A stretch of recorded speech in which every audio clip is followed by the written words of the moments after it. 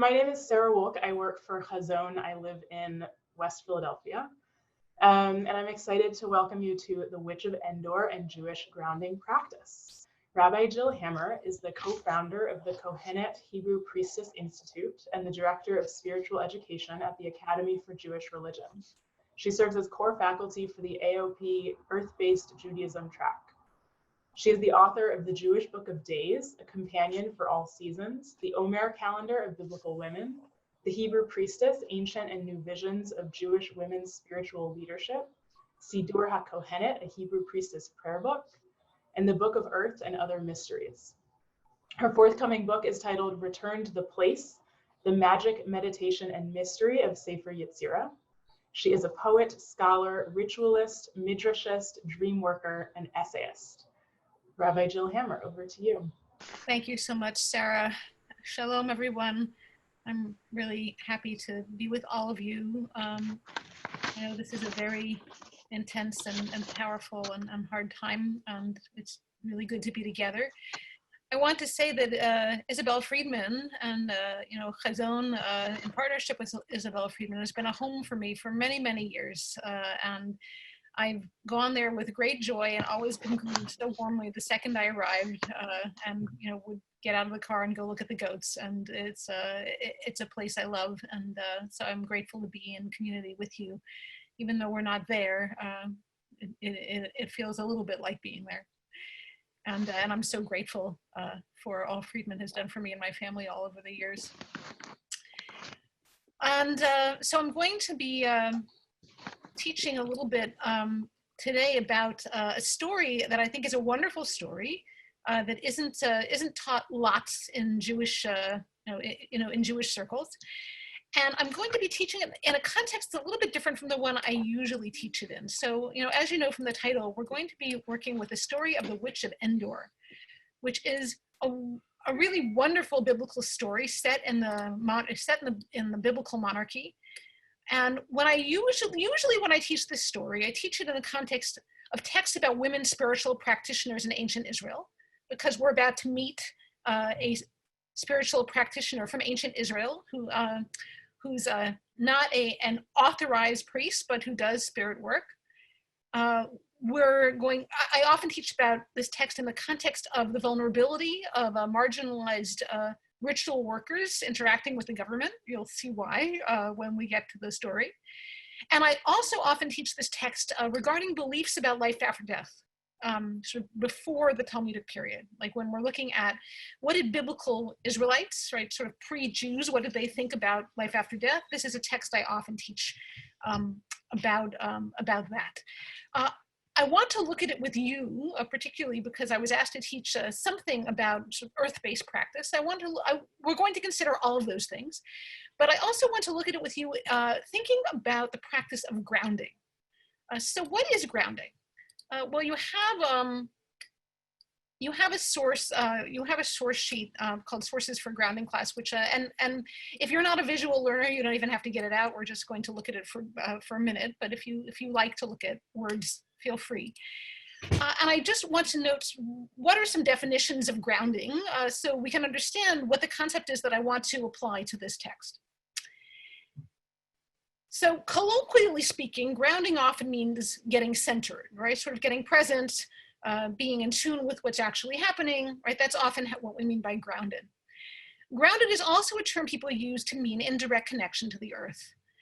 So for example, Irene Langveld describes grounding as being grounded is an essential skill for empaths and highly sensitive people who pick up emotions from the people and environment around them. It means that you're present in your body and connected with the earth, allowing you to feel centered and balanced no matter what's going on around you.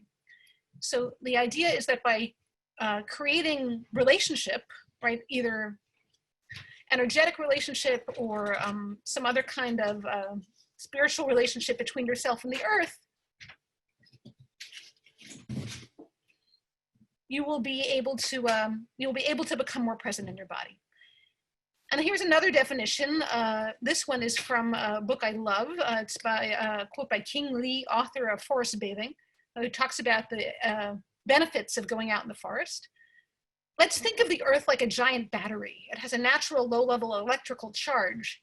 And whenever we do anything with electrics, like wiring up a plug or fixing a light fitting, we always have to make sure that it is safe by connecting it to the earth. We talk about electrics being earthed or grounded. This is what our bodies are like too when we bring them into contact with the electrical charge of the earth. As we evolve, when we were in constant contact with the electrical energy of the earth, when we are electrically grounded, we are in harmony with nature. So Keeling is talking about an actual energetic connection that we can make with the earth that has a physical impact on the body. And finally, grounding is also used to mean coming back to an ordinary consciousness after a powerful spiritual experience. People also use grounding in that way. In fact, that third definition is probably one we're going to think about more as we go on. So I'd like to read this text with you, explore the text for what it is, and think about the implications it might have for what could be good advice about grounding in our own time. There'll be two moments in the story that I think are relevant here, and maybe you'll find even more. So I want to dive into the text. I want to introduce you to the Baalat of Endor. She's usually described as the Witch of Endor, witch being really a term from the British Isles.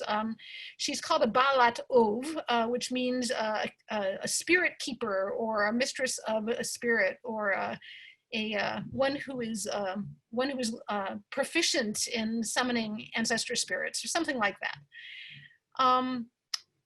And before we go on, so do people have a sense of what we mean by grounding, so that we, or maybe this is something you work with a lot? So can I just have a show of hands is this a thing that is making sense? Okay, fabulous. All right, so holding that, both your personal experience of it and using it as a frame, we're now going to take a look at the text. And I think it's being posted in the chat.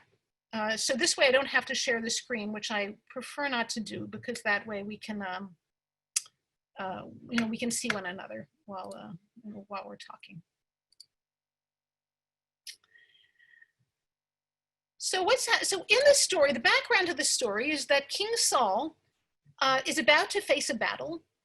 He would normally consult God in this situation in order to in order to get advice. Normally, he would consult the prophet Samuel. However, he has two problems. First of all, the prophet Samuel has rejected him and has told him that God no longer wants him to be king. And second of all, the prophet Samuel is dead. So Saul is out of luck. And he tries other means of connecting to God. None of them work, and he decides he's going to consult a Baalat of, a witch or a medium. So this is the scene. And there's a particular irony to this scene. So if you take a look, right, so Saul is seeing the Philistine army. He's very frightened. And he inquires of God, but God does not answer him either by dreams or by Urim or by prophets. So these are ways that an ancient Israeli would be thinking about how you might get a message from God. Dreams would be one way. Urim are a kind of divinatory tool that were used by the priests. That's another way. Apparently those don't work for him either.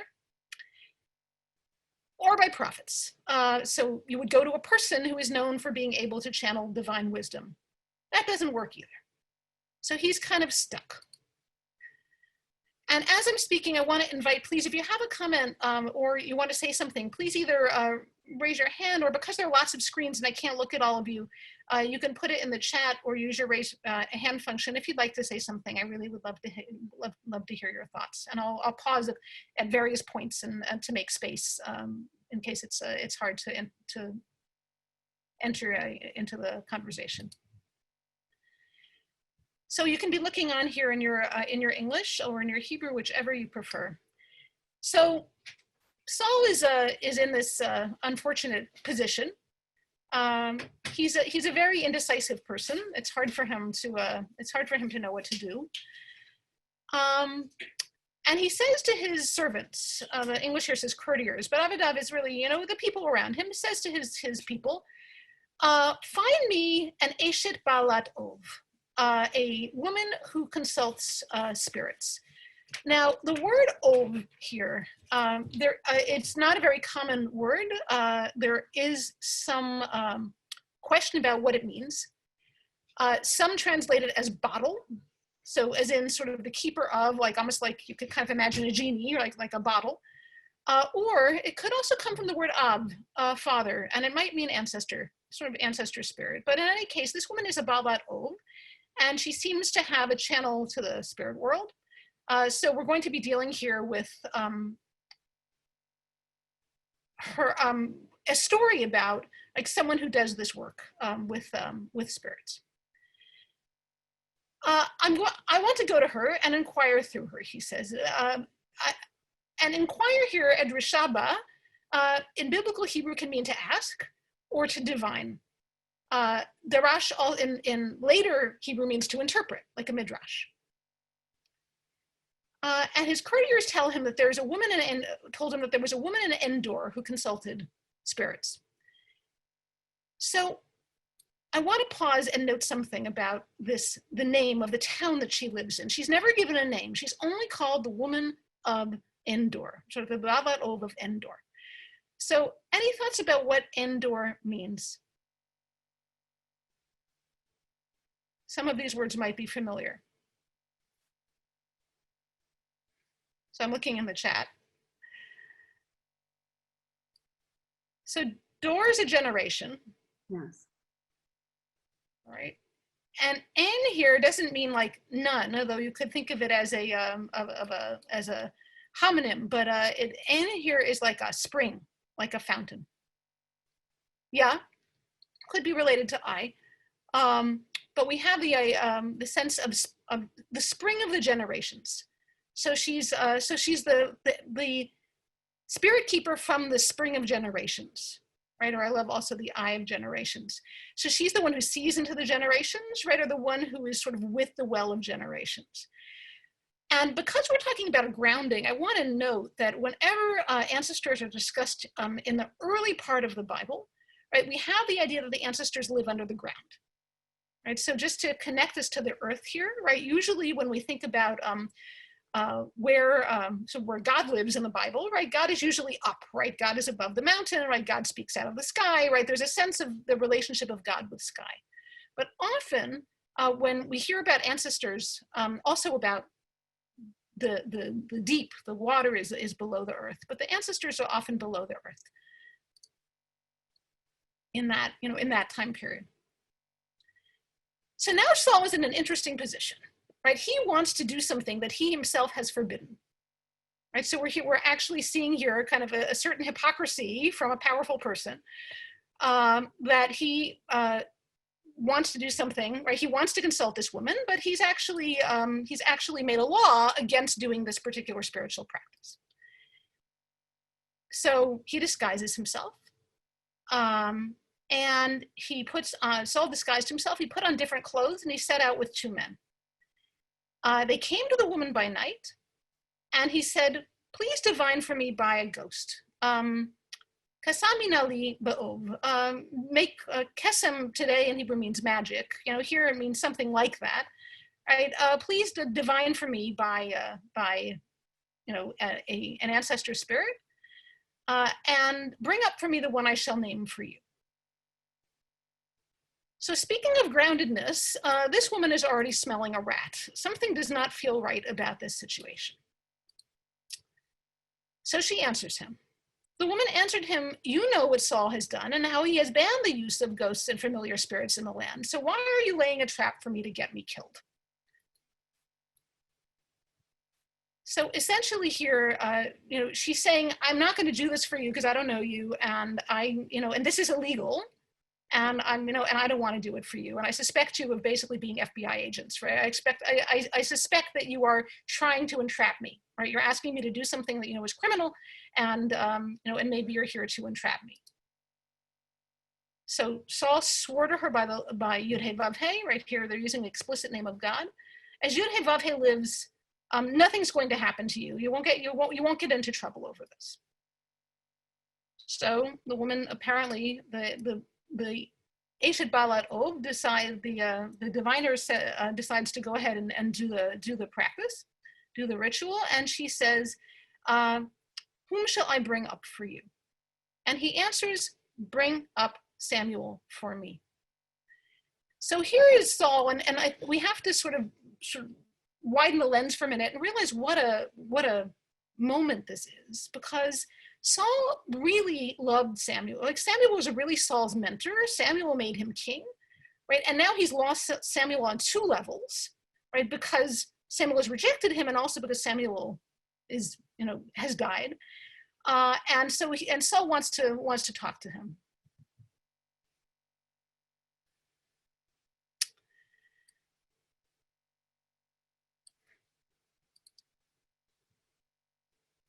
So then the woman recognized that. So then there's a moment in the text that's kind of, it's a little bit rocky.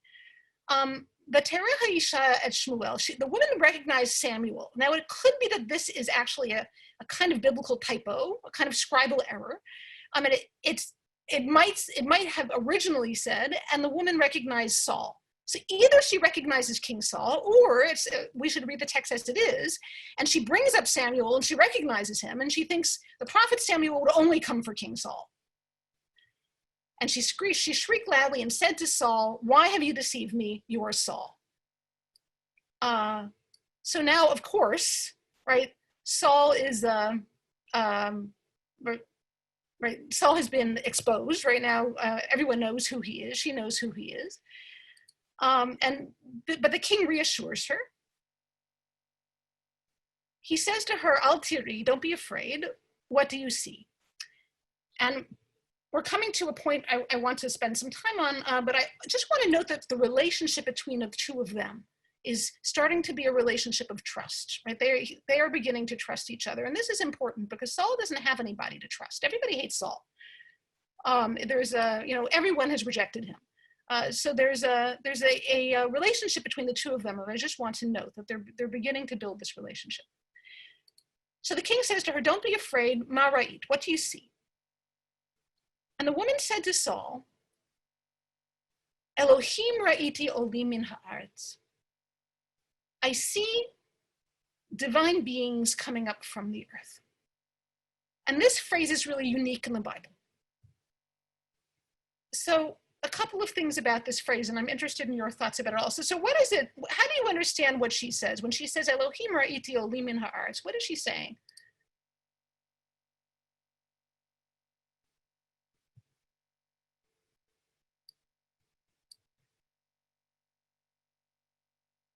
What is she seeing?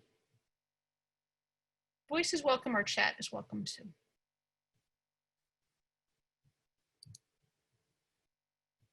All right, so Cynthia says God or gods are coming up from the earth or land. Great. So she's locating some divine entity or energy that is coming up from the earth. And this, of course, is different from what we would expect in an Israelite context. And also, normally, the word Elohim in the Bible is plural, but is treated as singular. Right? Normally, we have Elohim, right, which literally means gods, but which the Bible and later Jews used to mean God. Right? It's like God is so big, God is like multiple.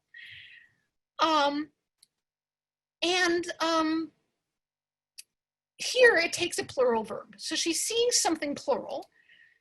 Elohim doesn't only mean gods in the Bible. Sometimes it can mean angels. Sometimes it can even mean judges. So it's not exactly clear what she's seeing here, right? But some entity that she connects to the divine is coming up from the earth. So here we have sort of this grounded view of some kind of entity that she perceives as arising from the earth. So that's the first moment that we're seeing something grounded here in a literal way, right? We're seeing it coming up from the earth. So Saul wants to know more, right? He says to her, he asked her, right, what does he look like? What is his appearance? And she says, and it's an old man coming up, she says, and he is wrapped in a robe. And the robe, me'il, right, might indicate a person of dignity. We should note that Hannah, Samuel's mother, used to make him a robe every year when she would come to visit him, because he was sort of an acolyte type of, he was given to the temple at an early age. Every year she would bring him a new robe. So it's almost like he's still wearing Hannah's robe, which I find really touching. So Saul knows that Samuel has actually arrived, right? So we're seeing a scene here, right, in which right? She can actually do what she says, right? She can actually, right, channel an ancestor spirit for him. And he bows low with his face to the ground, right, in order to show respect to his teacher and his prophet. However, Samuel is in a terrible mood, I'm sorry to say. If you were going to film this in a movie, you would either make it very scary or very funny. So Samuel said to Saul, and I want to note all the emotional tension that is arising for Saul, because we're going to be talking about grounding at the end of the story. So I want to really note that Shaul really came to the midwife, the medium of Endor, as a last resort. He had no idea what to do. He has to lead the people into battle. He really doesn't want to do that. He thinks that it may not go well. He's really very frightened. And he comes to, he literally asks someone to raise Samuel from the dead, as a last resort. It's like he can't give up the possibility that maybe Shmuel would change his mind. Maybe, right, his teacher will say something comforting to him. And what Shmuel says is actually very harsh. So Shmuel says to him, why have you disturbed me and brought me up? And so basically he says, right, I don't want to be here. This is not my realm. I don't want to talk to you. And Saul explains, he answers, I am in great trouble. The Philistines are attacking me, and God has turned away from me. He no longer answers me either by prophets or in dreams, so I've called you to tell me what I am to do. So what would you say is the tone of that? What are we hearing in Saul's words? Right, Saul is desperate. Yeah. He's panic, right? Panic, absolutely. He really has panic here, and Sapphira says he needs guidance. He wants to be told what to do. He doesn't know what to do. So I would say Saul is not in a grounded state here, right? He's helpless also, right? There's almost something like a child. Like Shmuel actually knows all of this, right? Saul is he wants a way out, as Margot was saying. Jen says adrift. Great. All of this, I think, makes sense. So Shmuel is not known for his chesed. He's not known for his kindness. Not in life, and apparently not in death either. And Samuel says, why do you ask me? Mama Tishaleni, what do you ask me? Seeing that God has turned away from you and has become your adversary. Basically, don't ask me. You messed this up for yourself. Yud Hey Vav Hey is done for God's self. Go ahead. As God foretold through me, Yud Hey Vav Hey has torn the kingship out of your hands and has given it to your fellow, to David. So basically, actually, let's finish the phrase. Because you did not obey Yud Hey Vav Hey and did not execute his wrath upon the Amalekites. That's why Yud Hey Vav Hey has done this to you today. Further, Yud Hey Vav Hey will deliver the Israelites who are with you into the hands of the Philistines. Tomorrow, your sons and you will be with me. And Yud Hey Vav Hey will also deliver the Israelite forces into the hands of the Philistines. So Shmuel is really rubbing it in, right? He says, first of all, this is your fault because you didn't obey God. I just want you to know that the thing Saul is being accused of was not massacring every single one of the Amalekites. That's why God is mad. So I've always felt that this was terribly unfair. So first Saul says, this is your own fault, right? Second of all, your army is going to lose. And third of all, you and your sons are going to die. So Saul receives completely, not only not comfort, right, but completely overwhelming, terrible news.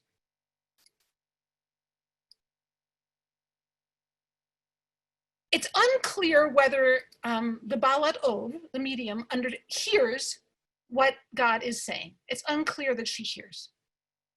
What the Shmuel is saying. It's unclear.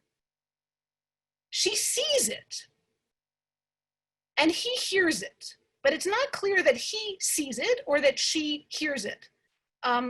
You can tell me what you think about that after a few more verses. But what you can see is he says to her, what do you see? Right? Meaning that he doesn't see it. But he appears to hear fine because Shmuel here is giving him God's word directly to him. And unless we should assume that she is saying these things, right, that she's channeling in that way, which the text does not say. But the text doesn't actually explain how this all manifests. Exactly what voice Shaul is hearing. So we might imagine that in different ways.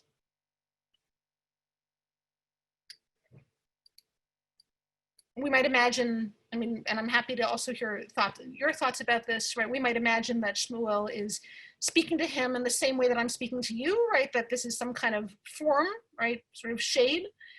We might imagine that she is speaking the words. It's not clear. The text doesn't explain.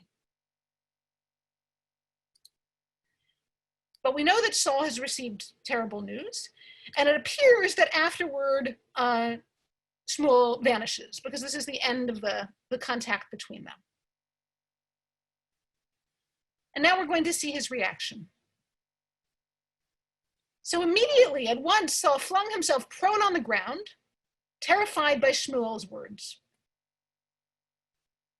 And also, there was no strength in him, for he had not eaten anything all day and all night. So this is the second time that Saul has bowed down to the earth. Right? The first time was in greeting Shmuel. And this time I think something else is happening, but I'm curious what you think. Why does Saul fall on the ground?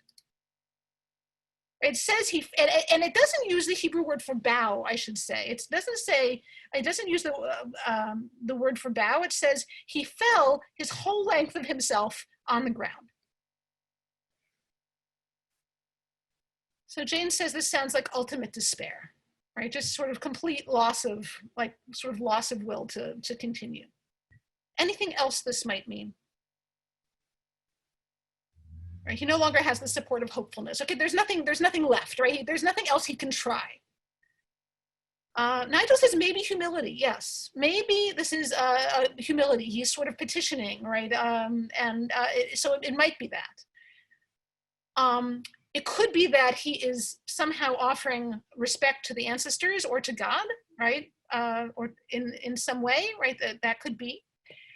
Margot says also, this is also possible he fainted, right? It could be that physically he's not able to stand up, right? There's enough shock that he no longer can cope with his body. So he's sort of lost his physical center. Anna says a full supplication to the ancestors, including Samuel, right? Maybe he's still hoping that there might be some relenting of this decree. Jody says surrender. Great. So it could also be that this is somehow a giving in, like, okay, if this is what's going to happen, then I must accept it. Yes, Susan, we're going to get to that, she foretells his death, right? She tells him actually,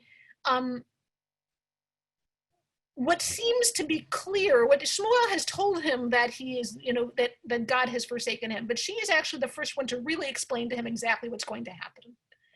So other folks, Janet is saying acceptance of the decree yes, absolutely could be. Carol says a sort of tshuva, right? Maybe this is an apology, right? It could also be that. It could be that he's maybe propitiating, or maybe is genuinely sorry, right? For whatever, for what he did to make God angry.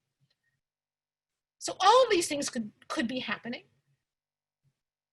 We don't actually hear about, we just see it. The text just gives us an image of it, so we don't know which of these things, or many of them, might be going on. But we also hear that he hasn't eaten or drunk anything for an entire day. Now, why might that be?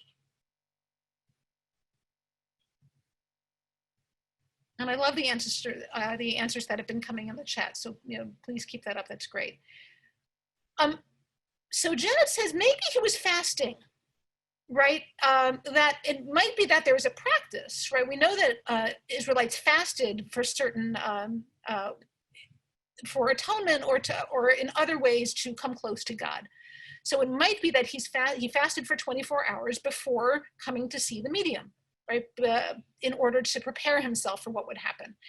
And this is actually a relatively common practice around the world, right? That people will fast before going on any sort of spirit journey or any kind of encounter with spirit. Fasting is a thing that people do to prepare for that.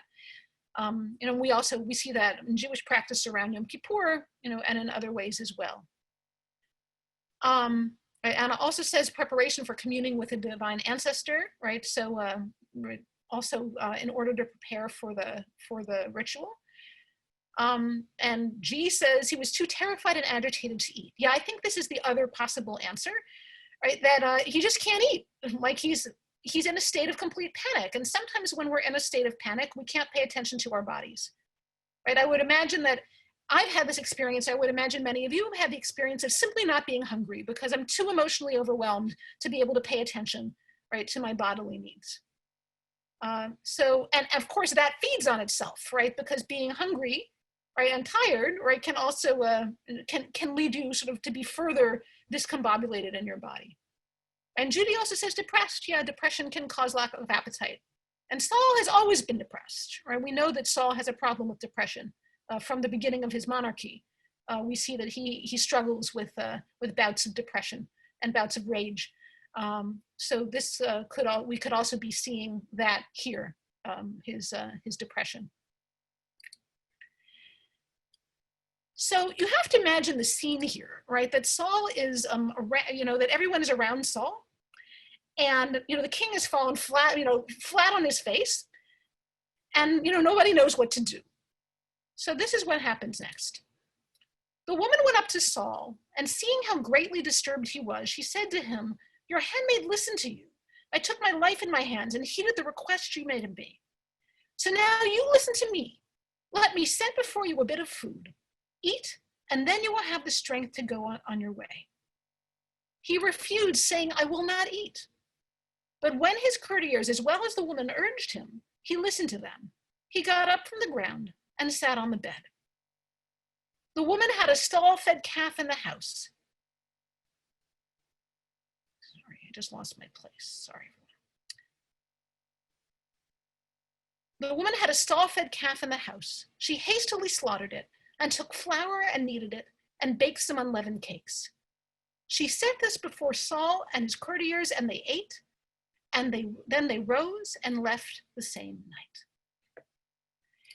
So I want to focus in, sort of as we come in for a landing here, I want to focus in on the interaction between the Baalat Ov and Saul.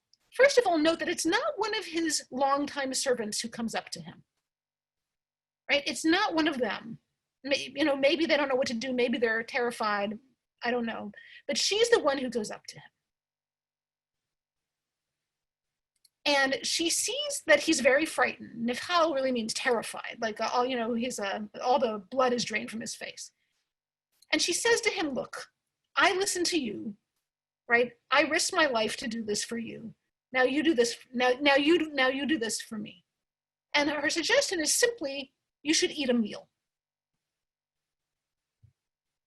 I want to note two things about this, but first I want to say, yes, somebody is saying the story of Sarah and Abraham feeding their guests. Absolutely, that's a parallel here, right? She's offering him like hospitality, right? She's offering him the hospitality of her home, right? Which she doesn't necessarily have to do.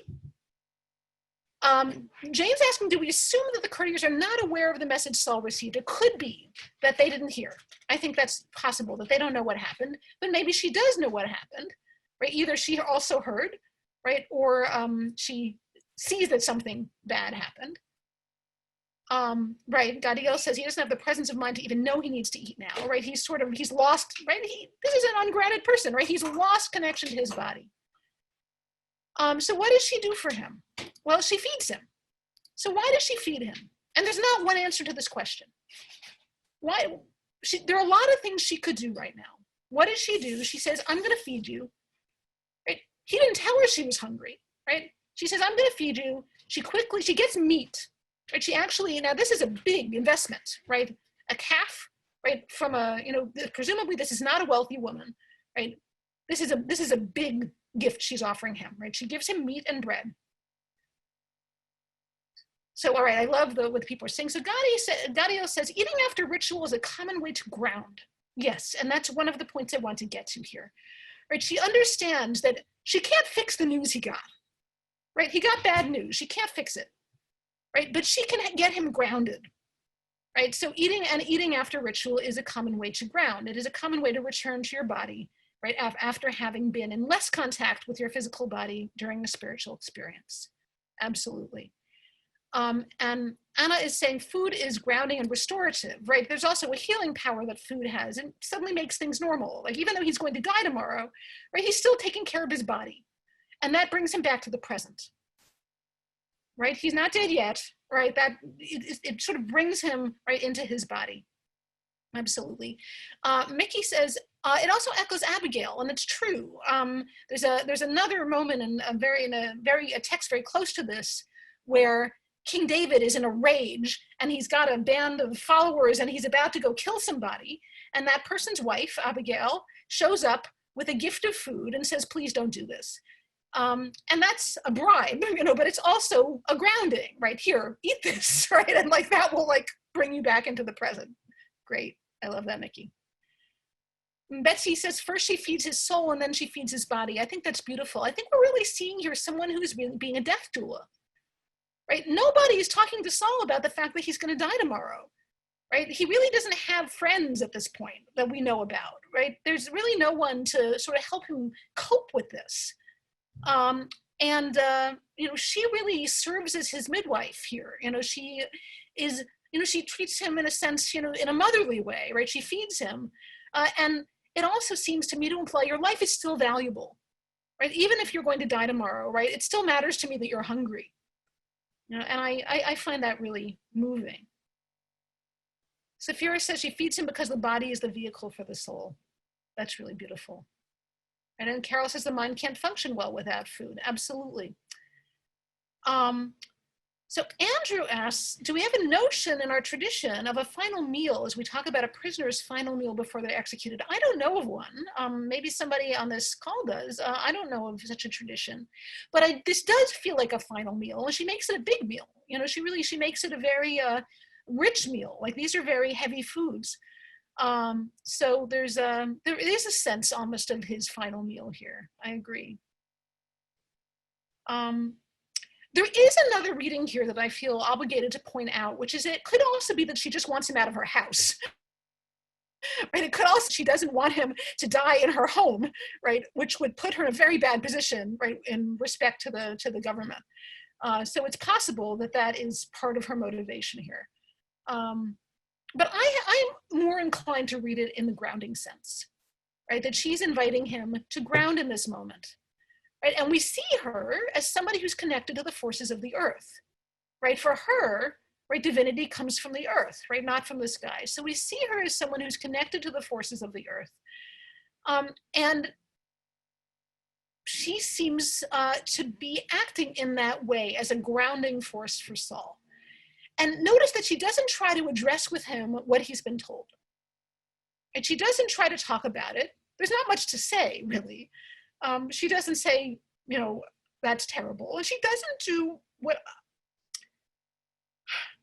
I have a teacher, Alicia Ostreicher, who does read this as sort of aggressive caretaking, but I don't read it that way.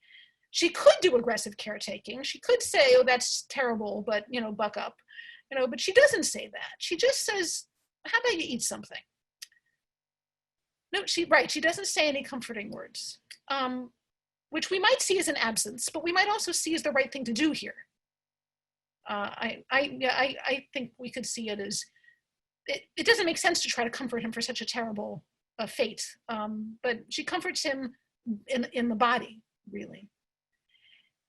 Yeah, Janet, right. It's like good chaplaincy, right? She's just present to his reality.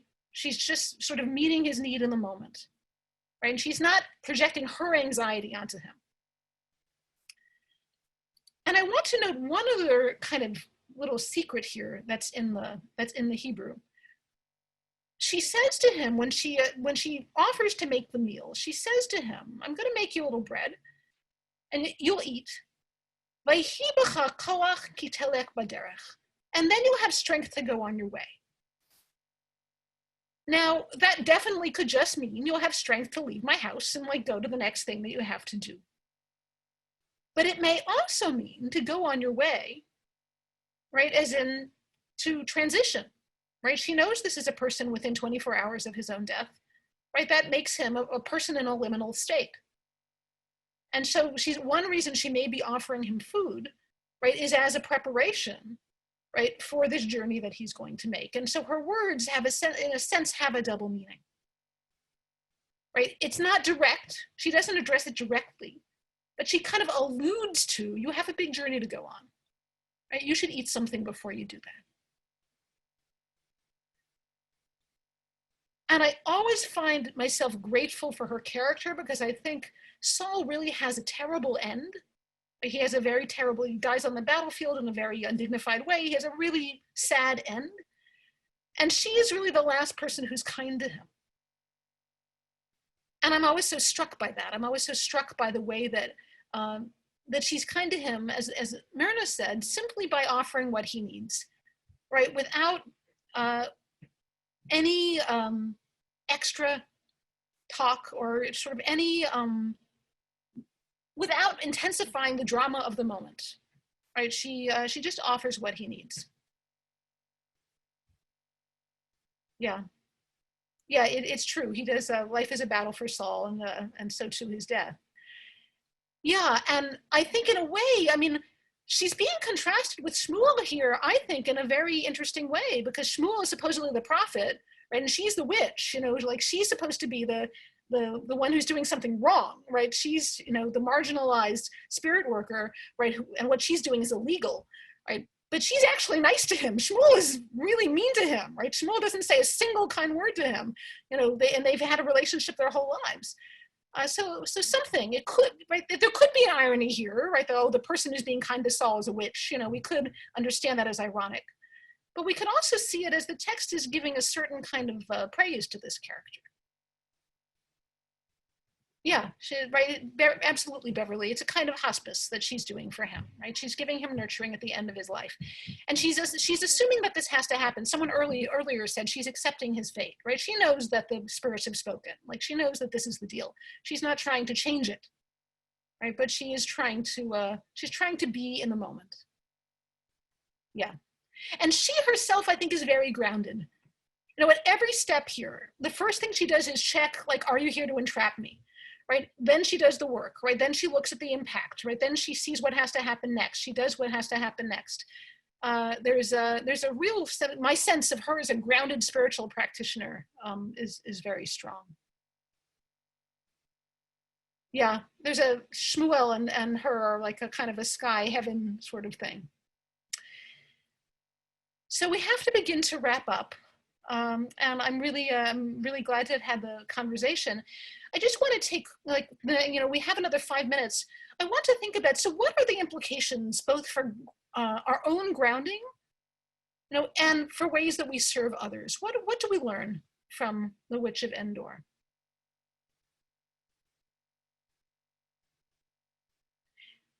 Yeah, Jane says maybe her kindness is a way of discrediting her. It could be, although I'm not sure. And Beverly says she could be channeling Shekhinah. Well, I love that. But I would love to hear your thoughts about, so what are we learning from this? What do we take away from this? So Myrna says we must nourish ourselves and be grounded in order to serve others. Great. So she has to be grounded to be grounding for him. Absolutely. So this is a really good lesson for us as spiritual practitioners or just spiritual people, right? That we have to be grounded in order to help others ground. Safira says we ground ourselves first before we help others. Great. Jane says, don't forget the needs of the body in the moment when caring for the soul, right? Just because we're doing something spiritual doesn't mean the body's not there, right? It doesn't mean the body's not involved. Elaine says we can serve others just by being present. Great. And Judy Hollander says this could be a model for chaplaincy, right? Just being present. By not judging, that she says she was a channel of body and soul just by not judging him, right? She didn't have anything to say about what everyone thinks he did wrong, right? She just didn't judge him. Margot says, right, that I'll get to the bottom of. Nigel says, I love the relationship between the supernatural elements and offering him food. Something about believing allied with something very practical and physical. Yes, right, we're seeing, right, an intense spiritual experience here, right, combined with right, a real awareness of physical experience, which for me is so earth-based. And by the way, so much what I think Isabel Friedman is all about, right, is providing spiritual experience. And what, you know, what Chazon has really sought to teach us, to provide us with spiritual experience that is very grounded, right, in the earth and in our presence. Great. Right. Good teachings about grounding, right, in liminal state, grounding before we die also. And Cynthia says it teaches us to accept what's so and not try to sugarcoat. I think this is so important. So often we hear people who have suffered trauma talking about how hard it is for people to try to make it okay when it's not okay, right? And that's not what's wanted. What's wanted is presence, right? Is witness. Perceiving holiness in the everyday, that's great. And Saphira says, I love that this text is praising someone who is grounded with the divine, like our ancestors are happy when we're connected. And Susan says, grounding may lead to higher powers of insight. And I think this is a thing I'd like to leave us with, right? Is that here, right, she's using, in some ways, you know, an ordinary household thing that we do every day, like eating, as an important spiritual practice. Right? She's really creating a sense of grounding from an intense spiritual experience using just what she has around her, right? And I think that's really important for us to learn from, right? That we can meet the moment with what we have available. So I want to thank everyone. I hope that this maybe this character is already maybe you're already a fan. If you're not, I hope you are. You weren't before. I hope you are now. And I invite you to have a grounded day. And again, I want to thank Chazon and the land of Isabel Friedman and everyone who I know there. And my prayer is that we will be able to ground together there again very soon. And in the meantime, may we ground each in our own Zoom box. May we find grounding in our community together. Thank you, everybody. Rabbi Jill, thank you so much.